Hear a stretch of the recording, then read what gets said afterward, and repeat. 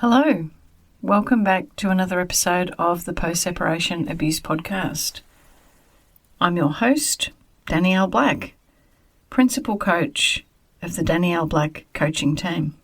Today, I'd like to talk about something that almost every protective parent experiences at some point in their post-separation journey. Intrusive thoughts and rumination. The thoughts that just won't stop. The constant mental replaying, the what-ifs and if-onlys that can loop endlessly in your mind.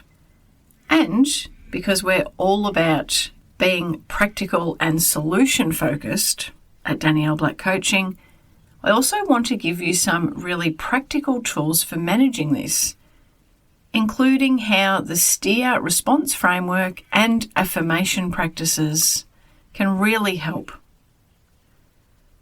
We're also going to be talking honestly about when this crosses into territory where you need deeper professional support, such as from a GP, so your family doctor, or a psychologist or other mental health worker.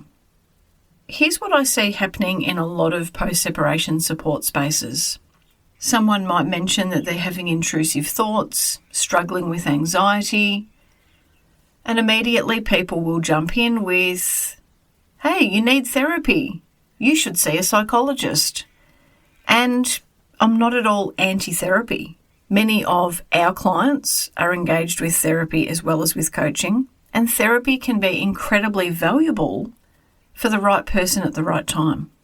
However, I also think that we've created a culture where we tend to default to, quote, everyone needs therapy, without really taking time to consider, one, whether therapy is actually the most helpful intervention for what that particular person is experiencing at that point in time, and two, whether it is a realistic and best use of what could be limited financial resources when many protective parents are already covering significant legal fees and also need strategic coaching support. So today we're going to talk about this honestly, when coaching and self-management tools are enough, and when you might need to escalate to professional mental health support and how to know the difference. First, it's important that we define what we're actually talking about here. What are intrusive thoughts and rumination? Intrusive thoughts are unwanted thoughts, images, or urges that pop into your mind, often suddenly and often distressing. For those of you listening, this might look like vivid mental images of your children being harmed during the other parent's time. Perhaps repeated thoughts about worst-case court outcomes, flashbacks to abusive incidents, thoughts that you've failed your children or perhaps should have left the relationship sooner, and intrusive worries about what your former partner, your co-parent, might be saying to your children. Rumination is a bit different. It's the repetitive, passive focus on problems, worries, or negative experiences without moving forward toward resolution. It's the mental loop of, why did I stay so long? What if the judge doesn't believe me? Am I documenting this the right way? Maybe I should be documenting better. What if my children are turned against me? If only I'd done things differently. What if we end up in the court system? Am I going to be criticised for doing this or that? Round and round and round, without arriving at any answers or action steps. Just replaying the same painful thoughts. Now, here's what we need to understand. Intrusive thoughts and rumination are completely normal responses to the kind of stress, trauma, and uncertainty that protective parents face. It's important that we're not pathologizing this. You're not broken, you're not going crazy. Rather, your brain is responding predictably to an unpredictable and threatening situation. But just because it's a normal response doesn't mean that you have to accept it. It doesn't mean that you have to stay stuck in it. And just because it's distressing doesn't automatically mean that you need professional therapy to manage it. Let's go into this a little bit deeper. Intrusive thoughts and rumination exist on a spectrum. On one end, you have manageable intrusive thoughts. They happen, but you can redirect your attention. They don't completely consume your day. You can still function in your daily responsibilities. You have some capacity to use self-management tools effectively. They might be distressing, but they're not debilitating. That difference, that contrast is important. On the other hand, there can be intrusive thoughts that are truly interfering with your functioning. They're constant and overwhelming. You can't redirect your attention no matter what you try. They're preventing you from sleeping, eating, working, or caring appropriately for your children. You're experiencing panic attacks, severe anxiety, or dissociation alongside them. Self-management tools aren't helping, and perhaps you're even having thoughts of self-harm or suicide.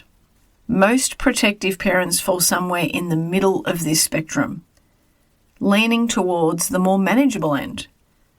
And for most protective parents, coaching and self-management tools are enough and are absolutely appropriate. But let's talk about both, when self-management truly works and when you need to escalate things. Just to recap from podcast episode 90, where the STEER response framework was introduced to our community, the word STEER is an acronym. So the letters STEER, that stand for situation, thought, emotion, embodied state, and result. So now for an example. We'll start with S, the situation.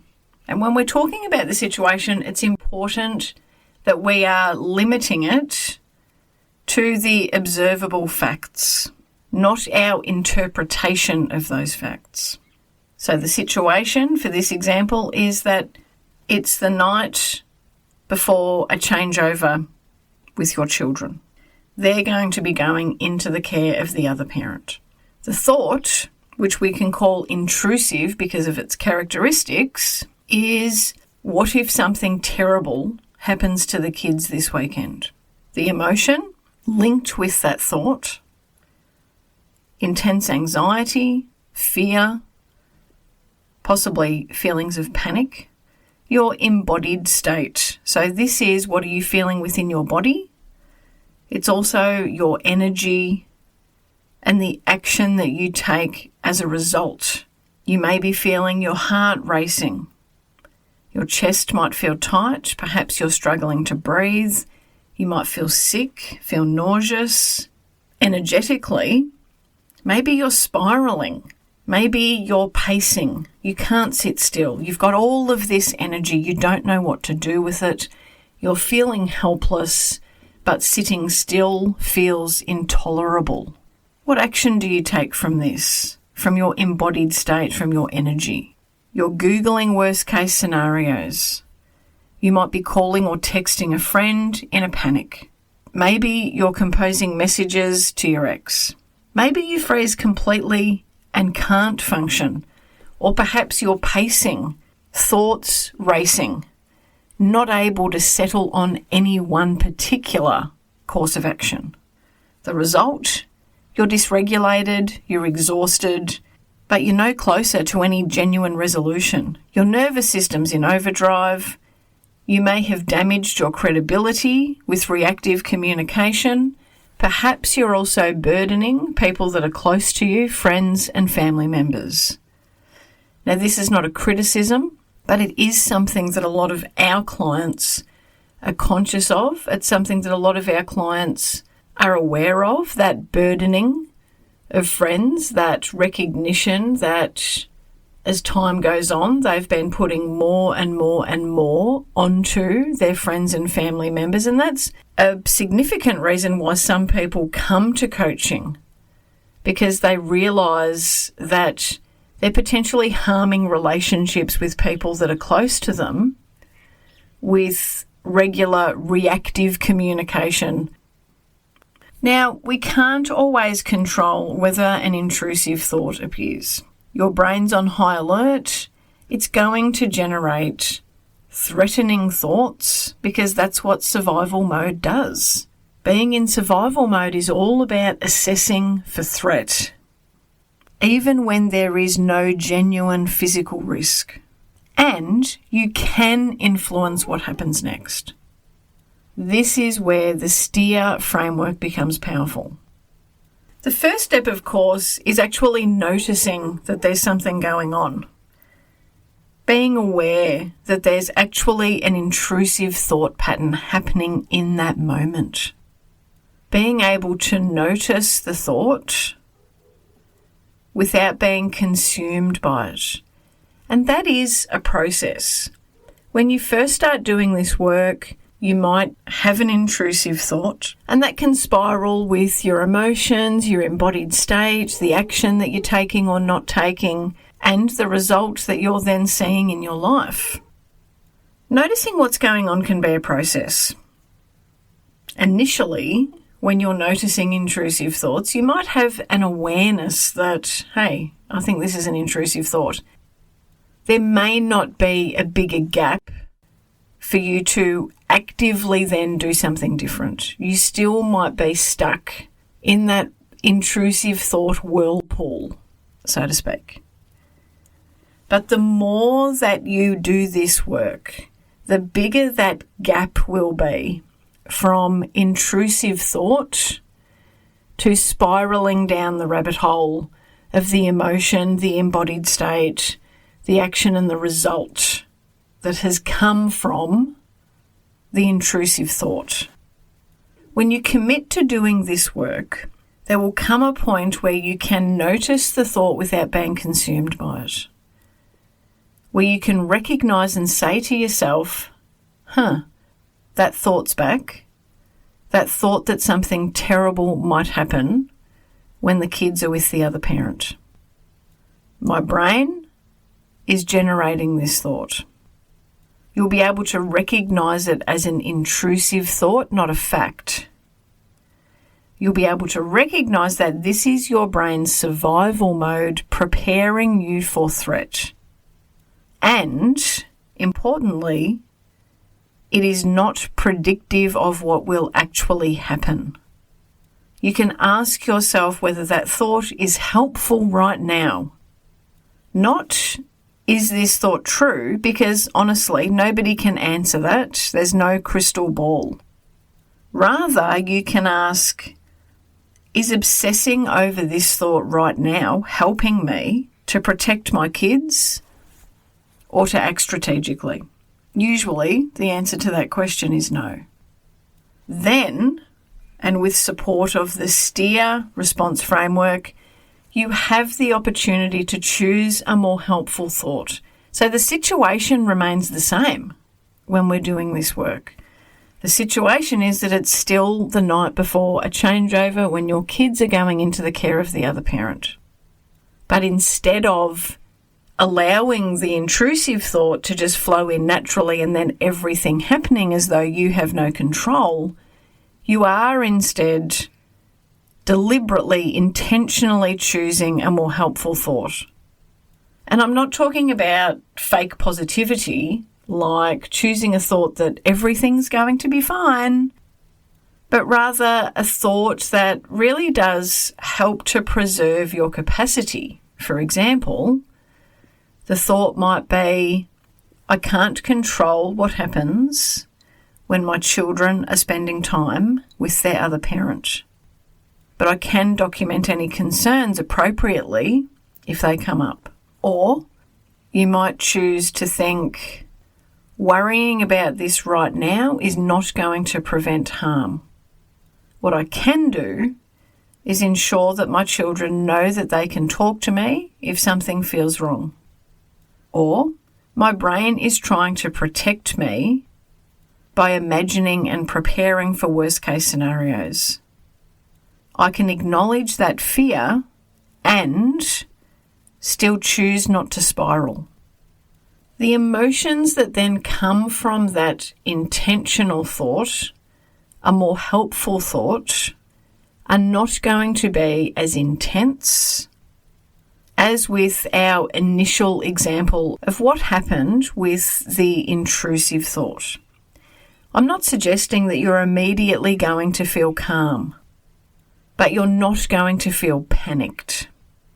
And with your emotions being calmer, you're going to have an opportunity to work on some emotion and nervous system regulating skills and tools, which is going to then obviously regulate your embodied state. It's going to have an impact on your energy.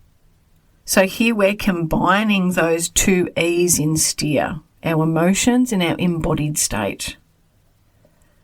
We might do some deep breathing. We might do some gentle movement. I know for some people, and this was true for me, what didn't work for me was usually sitting still. Moving helped me. Going for a walk helped me. Even just pacing up and down. Sometimes that looked like pacing up and down while doing some breathing activities, still tuning into my body. But instead of sitting still while tuning into my body, I was walking, I was moving around, tuning into my body. I was noticing the movement. I was noticing the feeling of my feet on whatever surface it was that I was walking on. I'm not a fan of socks when I'm in the house unless it's very, very cold. So depending on which surface I was walking on, whether it's a cold tile floor, whether it was a warmer timber floor, whether it was a softer rug, tuning into those things, getting back into my body. Sucking on some ice while doing that can help. I've also found that essential oils have been a great help on this journey. Essential oils are something that I incorporate into my daily life anyway, but adding them into the mix when I was returning back to baseline, when I was grounding myself, was really helpful. Something that I talk to clients about is choosing either a number of different essential oil scents or a blend in particular that can then be to them what safety smells like. Because sometimes we don't really know what safety should feel like. Not initially, but if we can pick a particular scent that means something to us, that really resonates with us, that we can connect with on that deeper level, and I might explore this in a future podcast episode, we can choose a particular essential oil that can be for us what safety smells like and incorporate that into our tools when we're soothing our emotions in our nervous system, when we're regulating our embodied state. And it's important to do those things before we take action. Before we take action. So we're interrupting that process of spiraling, that if we're intentionally choosing a more helpful thought, that emotional spiral is likely not going to kick off at all. So we're feeling a bit calmer. We're feeling a little bit more regulated. No, we're probably not happy that our kids are going into the care of the other parent. But we're being intentional with our thoughts. We're soothing our emotions in our nervous system. We're regulating our embodied state and our energy, which then means that we can be deeply intentional with our actions. We actually then have a choice regarding our action. It's coming from a place of calm, perhaps even strategic responsiveness, as opposed to emotional reactivity. So, because we're feeling calmer and more regulated and more grounded, we may then, instead of responding reactively, texting a friend straight away, calling, dashing off a quick email to the lawyer. Rather, we might write down our thoughts or concerns in our documentation. Or we might journal. Or, for those who have access to the blueprint or are connected with someone on the Danielle Black coaching team via a coaching package, they'll have access to AI Danielle. And thank you to everyone for your patience as we're rolling this out more widely. Those people can connect with AI Danielle to further self-regulate, to have a conversation with our digital coach, AI Danielle, about the situation, about their concerns. If you do choose to reach out to a grounding support person from that calmer state, it's not going to be a person who would fuel the spiral. The tone, the wording of your message is likely going to be very different, and you might decide not to reach out to that person at all. And this is where doing this work can be so incredibly protective for those important relationships that you have, where you're not going to be stuck in the cycle of overburdening the people who are in your support network. You might also choose an affirmation practice. Listen to an affirmation recording. There's a free affirmation recording in our resources on the website, danielleblackcoaching.com.au. You just simply need to go to the resources section in the main menu and then scroll to free resources. That's where you'll find it. There's also a series of affirmations in module 16 in the blueprint. And from there, you might simply be able to return to a task, to go about your day, to move in your world with much greater agency and autonomy.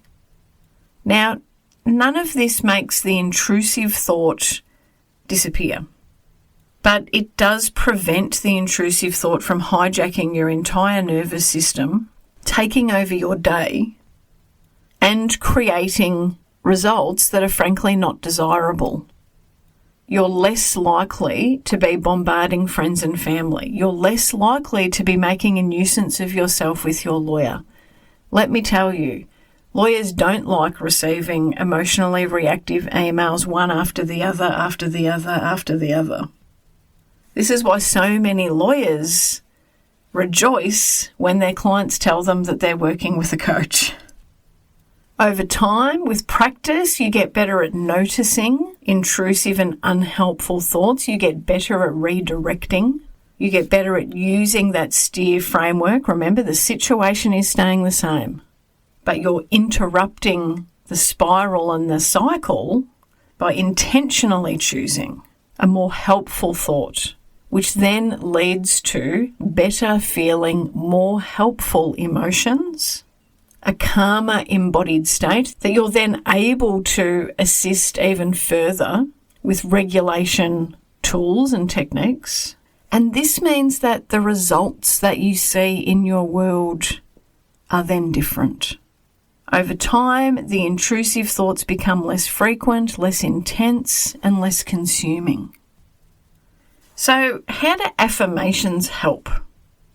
Well, now we're going to talk a little bit more deeply about rumination.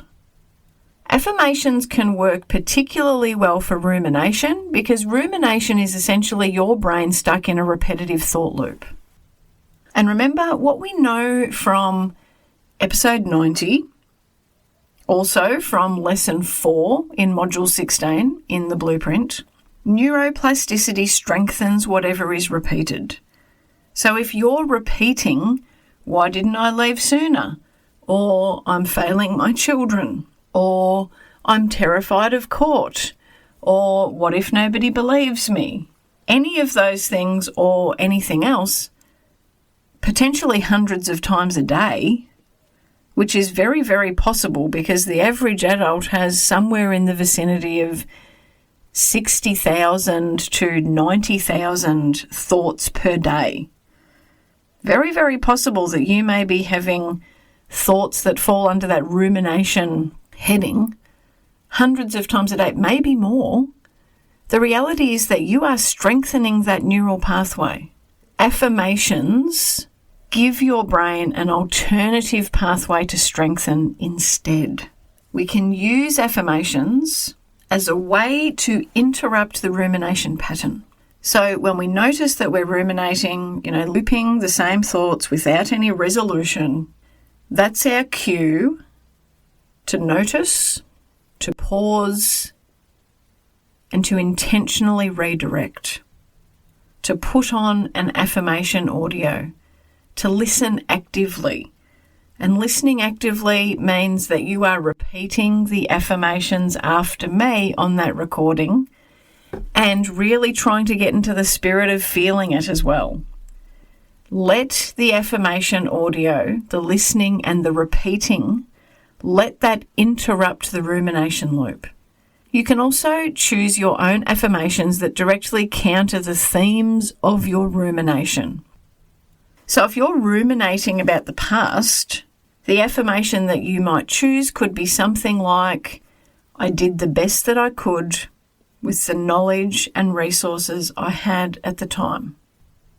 I'm learning and I'm moving forward. If you ruminate about whether or not you'll be believed, you might create an affirmation like, I can speak my truth clearly. I cannot control whether I'm believed, but I can control my communication.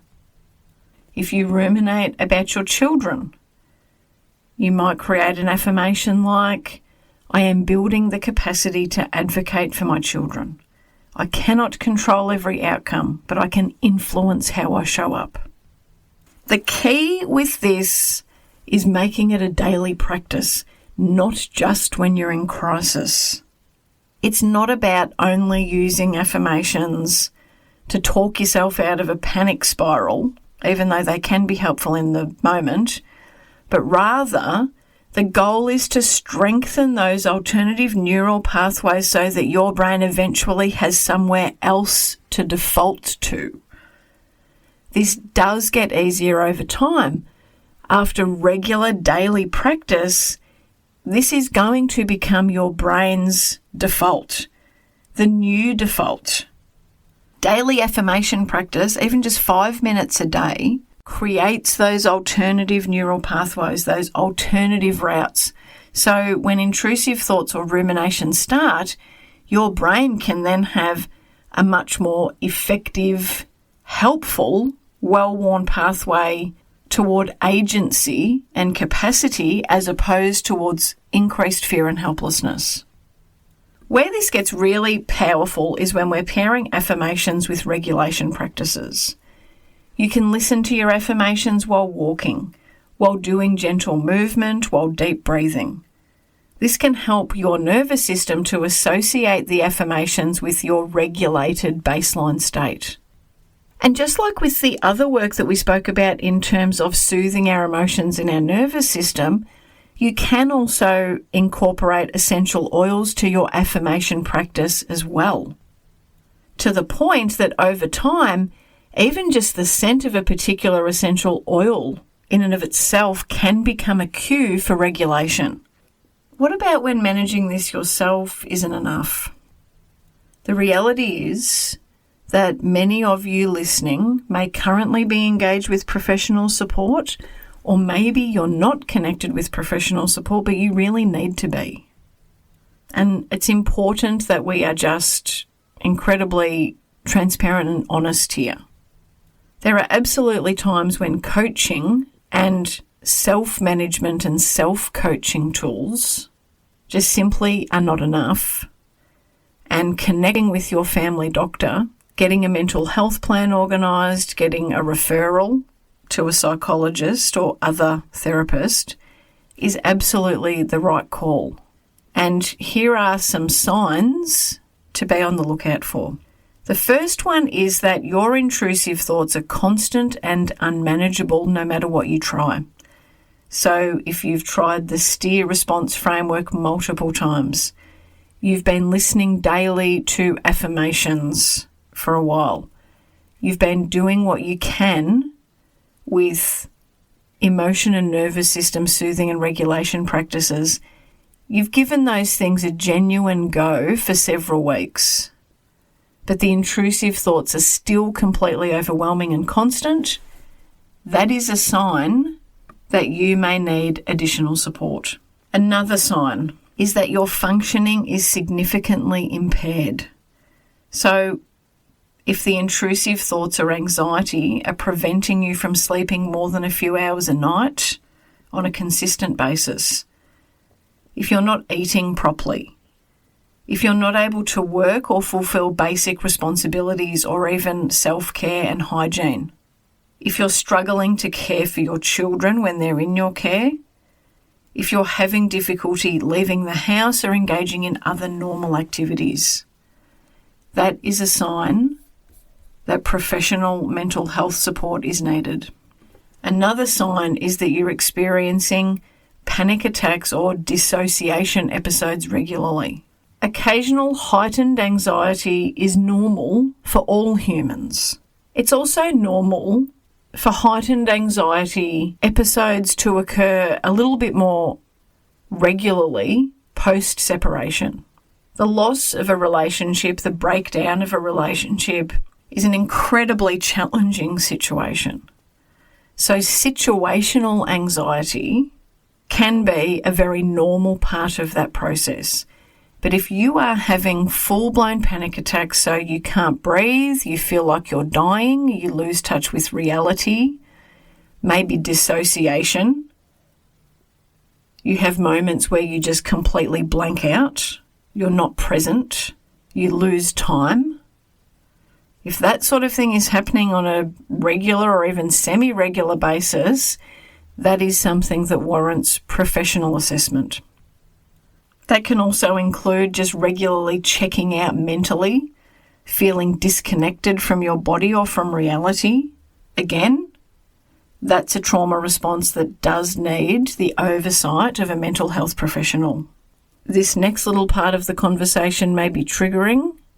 I'll give you the opportunity to press pause or to turn off now. If you are having thoughts that you would be better off not alive, or thoughts of harming yourself, you need to speak with a GP or psychologist immediately. This is not something to manage on your own, and this is not something that coaching can address. This is a mental health crisis that needs professional intervention.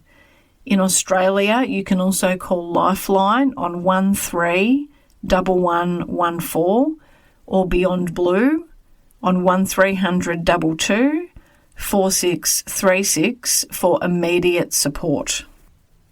Again, the number for Lifeline is 131114 and for Beyond Blue 1300 22 4636. Also relevant here is if you have a pre-existing diagnosis of PTSD, complex PTSD, bipolar disorder, or other diagnosed condition, you are very likely going to need ongoing professional support alongside coaching.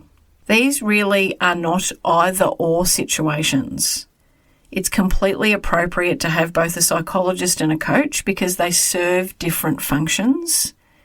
Many of our clients at Danielle Black Coaching are connected with both a therapist and a coach. If anything that I just mentioned applies to you, a great starting point can be reaching out to your GP, your family doctor. A GP can help you to assess what's happening, provide a mental health care plan. In Australia, this can then give you access to a certain number of mental health sessions that are Medicare rebated. So the professional, either the psychologist or a mental health social worker, they do need to have a Medicare provider number for you to have that Medicare rebate. And a mental health care plan is needed for that, and that's what the GP can assist you with.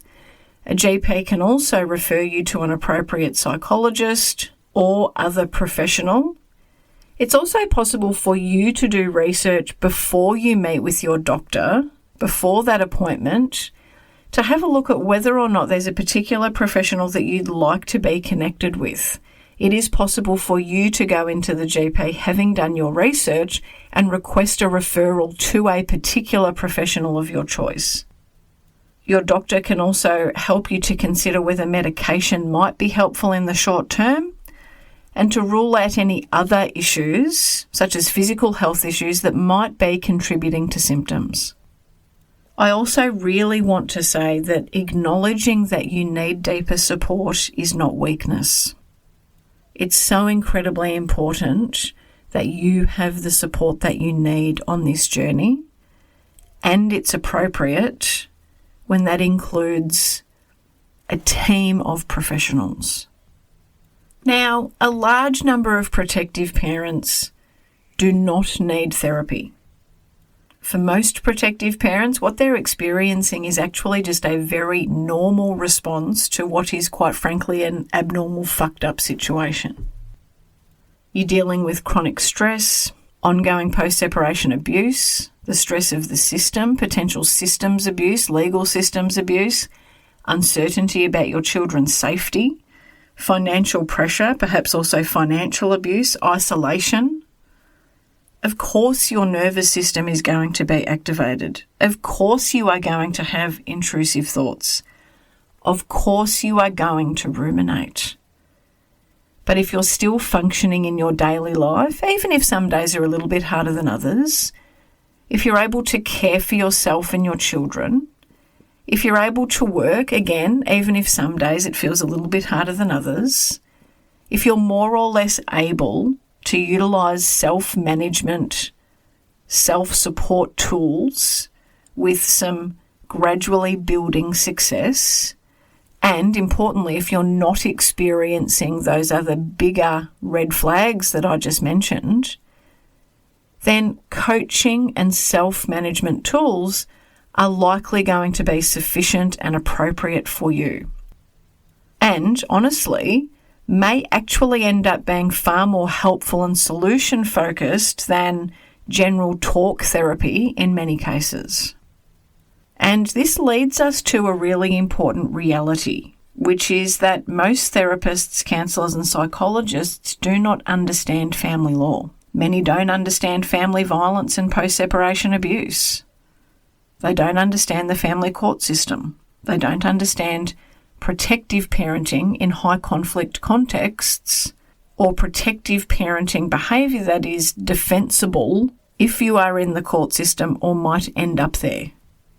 And that's been incredibly disappointing for many people that have connected with us here at Danielle Black Coaching, because they have ended up spending $200 plus per session talking to the therapist or the psychologist about their situation, only to be met with generic anxiety management advice that really doesn't account for the fact that their anxiety is, number one, a very reasonable response to a genuinely threatening situation. Number two, can even pathologise fear responses, or in some cases have even recommended co-parenting more cooperatively without understanding the dynamics of coercive control.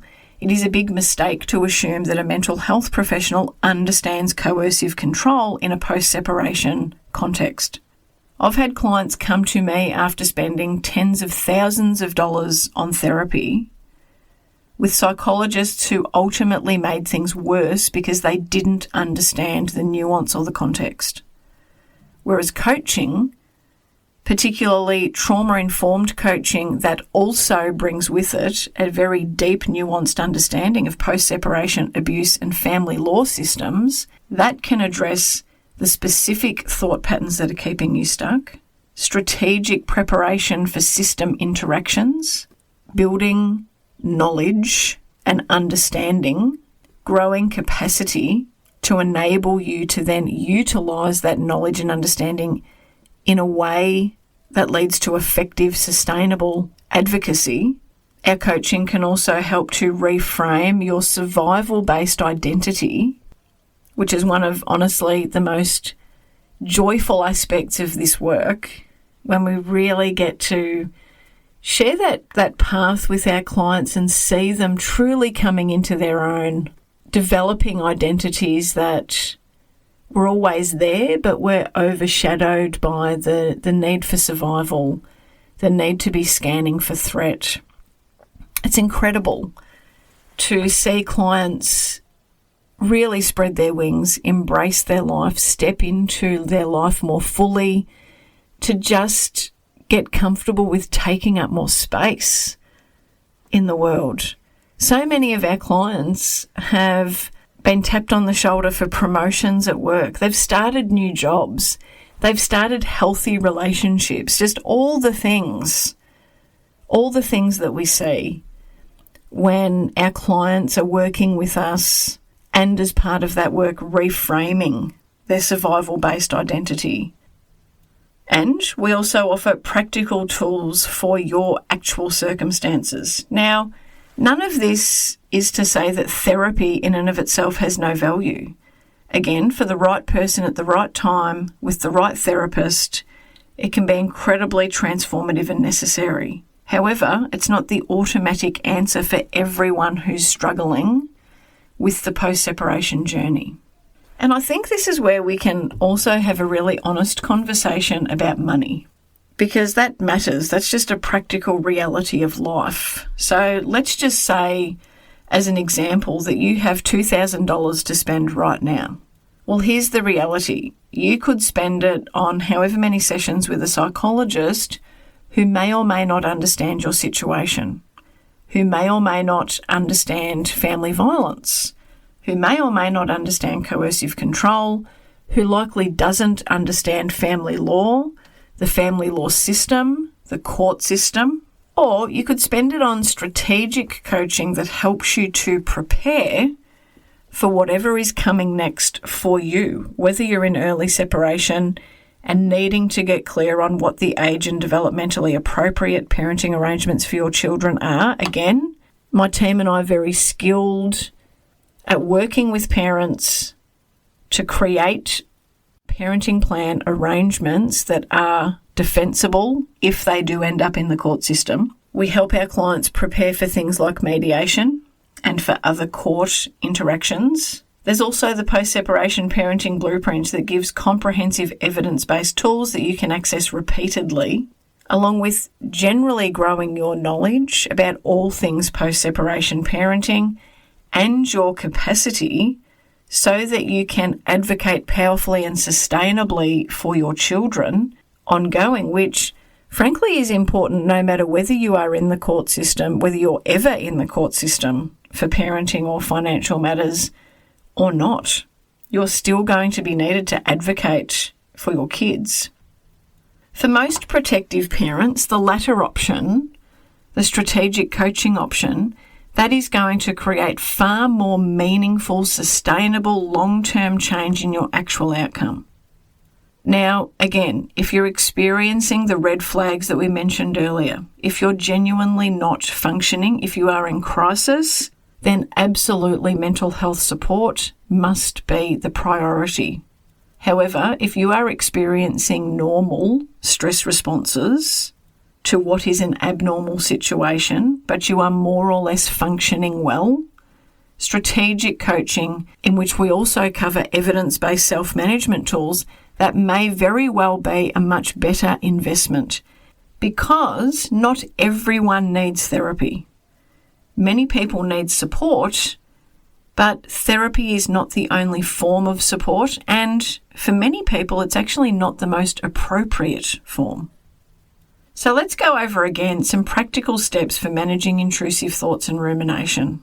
Step 1, start with self-management tools. Practice the steer response framework daily. Use affirmations daily. Implement nervous system regulation practices, and give this a genuine effort for at least 4 to 6 weeks. This is an invitation from me to you to really give this a red hot go. I firmly believe that you will reap the rewards. How do I know? Because this is what I did on my journey. I am a product of my process, and I'm not a unicorn. There's no special sauce that I have that you don't have. There's no reason why you can't do this work. Again, as long as you're not currently deep in crisis. For those who have access to the blueprint, you have access to some printables regarding the steer response framework that can help you work through it in a more guided way if that's what you'd like. That's in the bonus resource section in Module 16. Also in the bonus resources in Module 16, so the Growing Your Capacity module, are several affirmation recordings. Now, you might like to create your own recordings in your voice memo app on your phone, or you simply might like to write them out and just say them.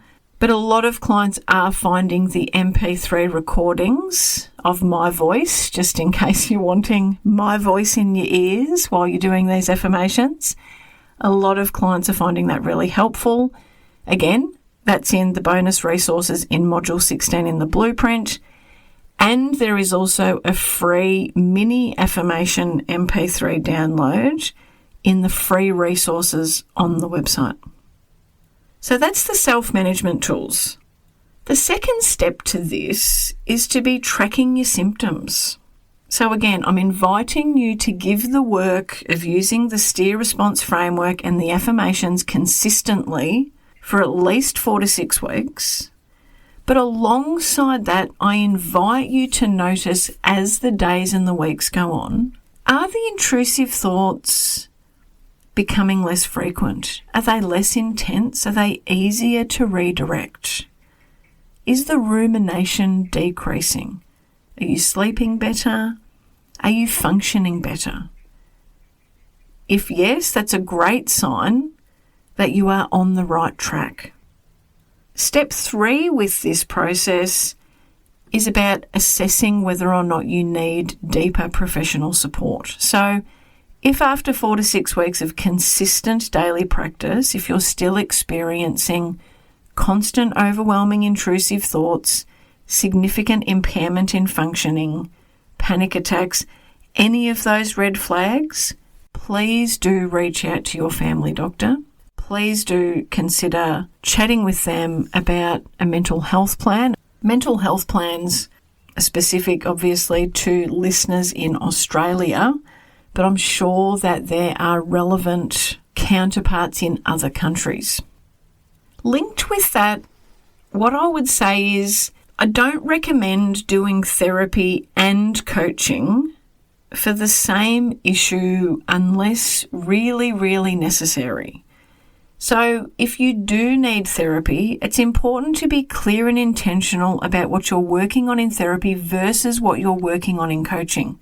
Therapy might be about addressing trauma processing or a diagnosed mental health condition. Coaching, on the other hand, addresses strategic advocacy, thought patterns specific to your case, building capacity so that you can be engaging either whether with your co-parent or with the family law system.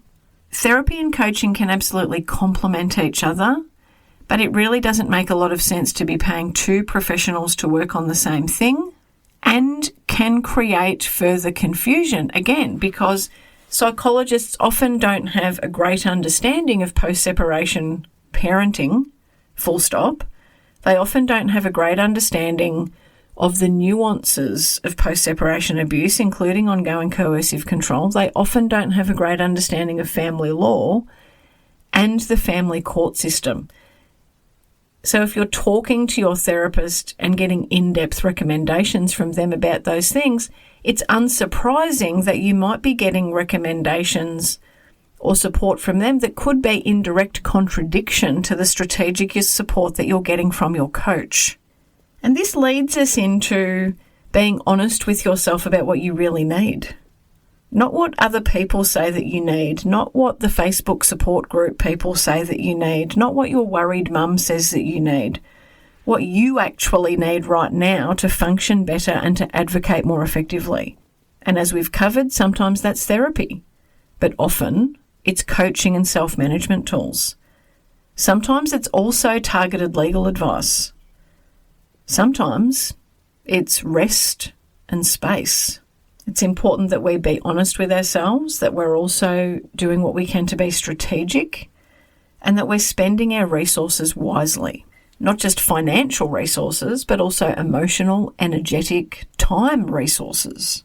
All of that is relevant. That's also what coaching can help with, to help you to better direct all of your resources in ways that are going to assist you to optimize your overall outcome without burning yourself out. Now I want to share something that really changed how I think about rumination, and it might change how you think about it as well. Something that a lot of people don't realise or perhaps spend much time thinking about, unlike me. I know I'm probably not like most people when it comes to what I ponder, but I think what a lot of people don't realise is that all the mental energy that we can spend ruminating, that energy doesn't just disappear when you try to, quote unquote, stop ruminating, because energy doesn't really work that way. Let's think about it. For example, during your relationship or in the ongoing post-separation abuse that you might still be experiencing, your brain has likely spent enormous amounts of time and energy scanning for threat, assessing the other person's behaviour, monitoring for signs of escalation, analysing what you said or did wrong, trying to predict what's going to happen next, looking for safety cues.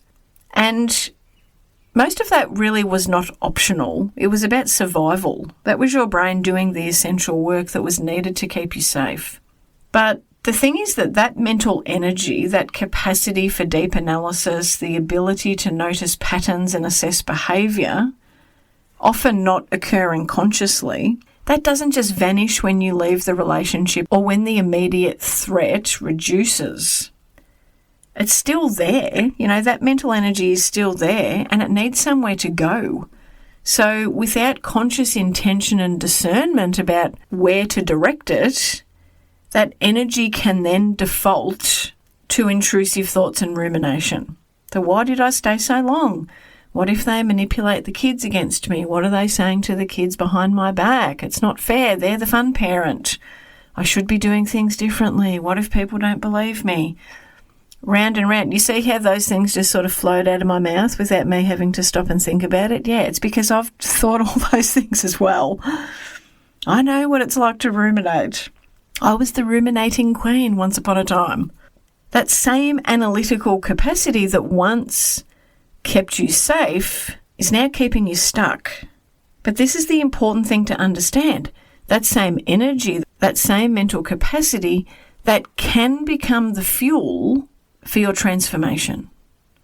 So instead of analysing the past endlessly, you can direct that energy towards building new thought patterns, deepening your knowledge and understanding about what your children need for their specific age, developmental stage, even adult kids. I'm segueing a little bit here, but we have a lot of clients come to us and want to know whether or not they can still work with us because they do have children with their former partner, but they're kids that are either, in their teens, or adults, and so not going to be the subject of, big disputes regarding parenting. But nevertheless, these kids are often still caught in the middle. There's modules about this in the blueprint. There's modules about how separation impacts adult kids for a very good reason. And that's because older teens and adult children are still absolutely impacted by the separation of their parents. So when I talk about levelling up knowledge about what your kids need, yes, of course, that's very, very relevant when we're talking about younger children that are potentially going to be part of the dispute in terms of the parenting arrangements. But developing your understanding about what's going on for your kids is also relevant when they're not going to be the subject of court proceedings, when you're not going to be in a battle about who they're living with and how often they're living there. You can also be directing energy toward strengthening and growing your capacity. This is a key part that is often missed by so many professionals working in the post-separation space. I know you've heard me talk about it before, but without the capacity, whether or not we want to advocate is kind of not even the point. Without the capacity, we often just simply are not going to have the ability to speak up to our lawyer or to our barrister or to the mediator or hold the line with our co-parent and their demands or sustain that, because if you're in the court system or you might be going to end up there, you'll be there potentially for years, depending on the willingness of your co-parent to be a reasonable child-focused human. And as I've said in other episodes, so many of our co-parents are seeking what they believe that they are entitled to, which is equal shared parenting time. So what they see as fair and equitable for adults as opposed to what's actually age and developmentally appropriate for children. And the way that you avoid that parenting arrangement is by holding the line and consistently saying, I don't fucking think so, mate. Not on my watch. Because you are the last line of defence. And again, as I've said in another episode, how likely is equal shared parenting time as a final outcome? Very fucking likely if you agree to it. And you might be sitting here thinking, Danielle, I'd never agree to it. Or you may be sitting there thinking, yeah, that was me, I agreed to it. And this is absolutely no criticism for the parents who have agreed to it, because that was me. Anyone who has listened to the episode about my story will know that I was pressured into agreeing to inappropriate equal shared parenting time arrangements. Those arrangements harmed my son. It's one of the reasons why I'm so passionate about this work. And those arrangements likely would never have been ordered if I had had the capacity to hold firm and to say no. To hold firm and to say, I don't fucking think so. Not on my watch. You may or may not be surprised to learn that so many parents come to me after having already agreed to equal shared parenting arrangements, oftentimes soon after separation, when they're feeling very, very vulnerable, when they're feeling very frightened. Again, this is something that I understand deeply because it's also my story. That was me. And we can develop our capacity when we're using that same mental energy, the mental energy that was once keeping us safe. We can direct that towards building those new thought patterns, to building our knowledge and our understanding of what our kids need, of what we need post-separation, of strengthening, of growing our capacity so that we frankly just become cast-iron badass bitches who are prepared to stand up, hands on hips, and say, no, I don't fucking think so. If you want 50-50, you've got to come through me. And good fucking luck, because I've redirected my mental energy towards levelling up my capacity. This work is about creating the version of yourself that you want to become, that you deserve to become, and that your children need you to become, so that you can hold that line, because you are the last line of defence. The energy is the same, the direction is different. And when you consciously direct that mental energy toward transformation, towards learning, growing, building capacity, something amazing happens. The rumination naturally reduces. Not because you are forcing it to stop, not because you're white-knuckling your way through some kind of toxic positive thinking, but because you genuinely do not have time or space for that shit anymore. Your brain is busy doing something else, something more productive, something that actually serves you. You're using that analytical capacity to notice your thought patterns and to consciously choose better ones. You're using that pattern recognition ability to identify what triggers you and develop strategic responses. You're using that deep thinking tendency to plan, prepare, to build the internal foundation for effective, sustainable advocacy. Same energy, very different direction. And over time, you don't just manage the rumination. You really do outgrow it. You simply become a different person. Your identity completely shifts. You become a version of yourself whose brain defaults to agency instead of helplessness. You become a version of yourself whose mental energy goes towards building, growing, sustaining capacity instead of replaying the past or trying to predict the future. You become a version of you who has filled that space with new thought habits, new identity beliefs, new ways of being.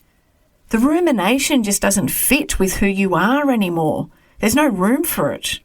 Not because you've eliminated it through force, but because you've transformed the energy that was feeding it into something that serves your future instead of keeping you stuck in your past. And this is what I mean when I talk about intentional transformation. You are not broken. You are not failing if you're currently stuck with cycles of intrusive thoughts and rumination. You are experiencing what happens when survival level mental energy has nowhere productive to go.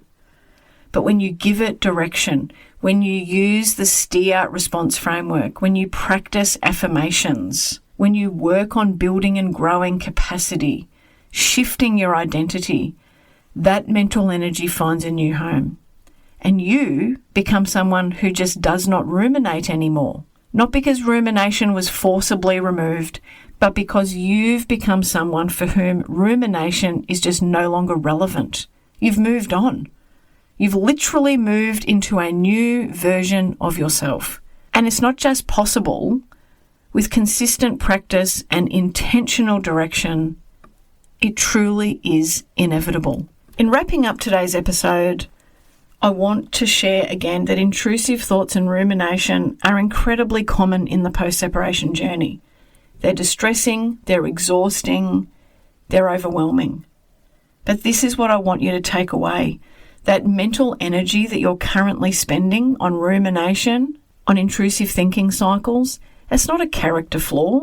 It's survival level, analytical mental capacity that once kept you safe. And it can become the rocket fuel for your transformation. For most protective parents, intrusive thoughts and rumination are a normal response to really abnormal circumstances. It's not a mental illness that requires intense therapy. The STEER response framework gives you a way to notice, interrupt, and redirect that mental energy. The affirmations give your brain alternative neural pathways to strengthen. Regulation practices help you to manage your embodied state, which then has a direct influence on your energy and the action that you take, which then directly influences the results that you see and experience in your life. And when you consistently direct that mental energy toward building capacity, toward transformation, towards becoming the version of yourself that you want to be, that is there. You know it's there, girl. You know that version of you is there. When you move towards that version of you, you don't just manage rumination. You fucking outgrow it. You become someone for whom rumination just doesn't fit anymore. And for so many of you, coaching and self-management tools will be enough to create that transformation. But again, if you're experiencing red flags, if you're genuinely not functioning, if you're in crisis, if you've tried self-management tools, you've given it a red hot go, but they're not helping after a genuine effort, then please reach out to your doctor. There is absolutely no shame in needing professional support. And there's also no shame in being strategic about where you invest your time, your energy, your money, all of your resources. You deserve support that actually helps. Support that understands your context. Support that moves you forward, not just support for the sake of support. Whether that's therapy, coaching, self-management tools, or a combination, choose what serves you and your children best and trust yourself to know the difference. Your brain's capacity for deep analysis, for pattern recognition, for vigilance, they're not problems to eliminate. They're strengths and energy to redirect. And when you redirect them intentionally, you don't just survive, you transform in the best ways possible. If you're experiencing intrusive thoughts or rumination and want to start with some self-management tools, you can download the free mini affirmation in our free resources section of the website, danielleblackcoaching.com.au. The resources section is in the main navigation, and you then just need to scroll down to free resources. I'll also put a link in the show notes. If you have access to the post-separation parenting blueprint, you can access the full STEER response neuroplasticity lesson, plus the printables and further comprehensive affirmation recordings in Module 16. If you need immediate mental health support, please do reach out to Lifeline or Beyond Blue or your GP for a mental health care plan. If you are not residing in Australia, please do reach out to supports that are local to you. If you're not sure whether you need therapy or coaching, you are more than welcome to book an initial call. We can talk through what you're experiencing and help you to determine the most appropriate support and path forward for your situation. You can book a one-on-one initial consult call with me or with another coach on my team, again, by going to the website danielleblackcoaching.com.au, by going to services in the main navigation and scrolling to one-on-one coaching. Thank you so much for being here with me for this conversation. I really do appreciate the time that you spend sharing in these thoughts and ideas with us here on the podcast. You're investing your time. That's not something that we take lightly. You are amazing. And if you do need that deeper support on your journey, we're here to help. I look forward to chatting with you again soon. There's a moment where the noise stops landing, where the chaos loses its hold. That's it for today's episode of the Post-Separation Abuse Podcast. If you found this helpful, you'll love the Post-Separation Parenting Blueprint, the foundation of everything that my team and I teach, now available to all protective parents. Whether you work with us one-on-one or navigate your journey independently, the blueprint is where everyone starts. Whether you're thinking about separating, in the early stages of separation, wanting to avoid your kids being trapped with unsafe or inappropriate care arrangements, or perhaps needing to challenge and change current arrangements, and even if you're currently in the court system for parenting matters. I created the blueprint as a gift to all of my fellow protective parent warriors, because the journey of being a change maker and a cycle breaker can't be done alone, and the blueprint is the one post-separation parenting resource that gets it right. Child development, safety and well-being put first, with the evidence to back it up. The blueprint gives you the same strategic frameworks that my team and I use in private one-on-one coaching, and it's available on an online platform for you to access whenever and wherever you need. You can also ensure that you're up to date with any new announcements by checking in regularly to the website danielleblackcoaching.com.au. Until next time, take care. And please always remember, you are your child's greatest protector.